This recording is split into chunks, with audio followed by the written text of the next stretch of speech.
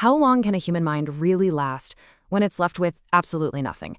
Well, today we're going to break down the intense psychological fallout from extreme isolation, and we're using Mr. Beast's 7-day solitary confinement challenge as our case study.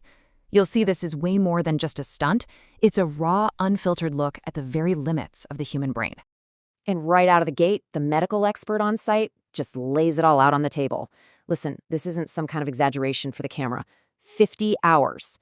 That's the clinical line where the mind can literally start to break for good. And yet, what was the goal? This, 168 hours, that is more than 3 times the expert's safety limit. So this wasn't just about pushing the boundaries.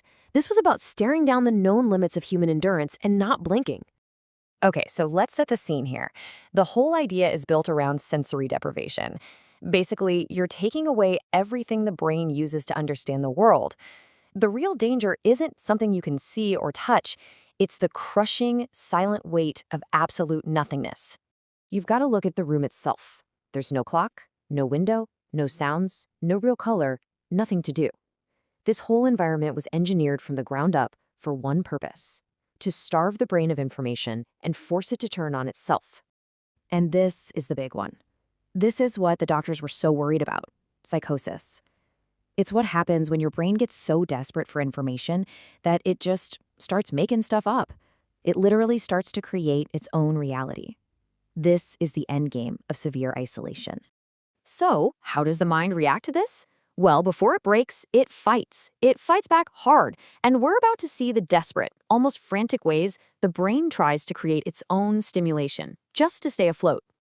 And here's one of the first signs of that fight. Counting almost 3,000 tiles. I mean, that's not just about killing time. It's his brain giving itself a job, latching on to the only pattern it can find in a world with no patterns at all. And pretty quickly, the first major system just goes offline: his internal clock. Look at how the gap between his guess and the actual time just gets wider and wider. Without the sun, without any cues, his sense of time completely falls apart. By hour 80, he thinks it's day 5. He has lost an entire day. You know, as the expert here explains, the brain just hates a vacuum. When real information stops coming in, the mind doesn't just go silent. It starts making things up to fill that void. Things like hallucinations and paranoia, they aren't just a possibility, they're pretty much what's supposed to happen. And just look at this progression. It's fascinating. It starts with this incredibly tedious task, right? Counting rice. When that isn't enough, he literally invents a game using trash. And when even that fails, he just retreats completely inside his own head, imagining a whole other world. You can literally see his brain escalating its defenses in real time. But of course, those defenses can't hold up forever. And now we're getting into the most critical part of this whole thing. The point where the coping mechanisms start to fail and the mind really begins to unravel. This quote right here is just so telling. The experience has become so completely dehumanizing that his entire self-perception has changed. He doesn't feel like a person anymore. He feels like a creature trapped in a box. It's a total psychological collapse. And this is where things get really, really strange. He starts having dreams about being in the room. And then when he wakes up, he can't tell the difference between the dream memories and what actually happened. The wall between his conscious mind and his subconscious is just crumbling. And if you want a really stark example of his mind breaking down, get this.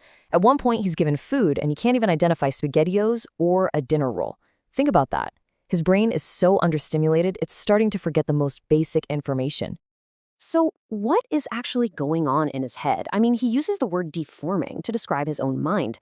That's a powerful word. So why? Let's get into the doctor's explanation for it. The doctor's diagnosis here is honestly pretty chilling. The brain sees this total lack of stimulation as a kind of starvation. So it starts to generate its own craziness. Paranoia gets worse. He starts regressing to these primal instincts. And eventually, the whole system just collapses into dysfunction. And this really captures the emotional peak of that collapse. Right before the end, he hits this point of just complete mental and emotional exhaustion. He calls the whole thing inhumane, and you can tell he means it. He's at rock bottom. So after 168 hours, that door finally swings open. But the experiment, it isn't really over, is it? The moments right after he gets out show just how deep the effects of the isolation really were. Just get this. In that final stretch, he was absolutely convinced he only had about 8 hours left to go. The reality? He had a full 24 hours left, a whole day. He was off by a factor of 3. It's the final dramatic proof that his perception of time was just gone. And you see the impact the second he steps out. He's lightheaded, he's confused, and he says he basically forgot how to interact with other people. His social skills were just put on pause. He literally had to remember how to have a conversation. And this is just a fascinating little detail. His senses are completely reset.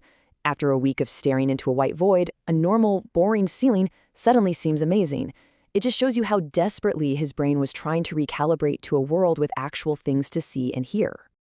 Look, this was obviously an extreme experiment, but it's such a powerful reminder of how much our minds depend on the world around us, on light, on sound, on patterns, and maybe most importantly, on other people. It really makes you stop and ask, in our own busy lives, what essential things that keep us sane are we just taking for granted every single day?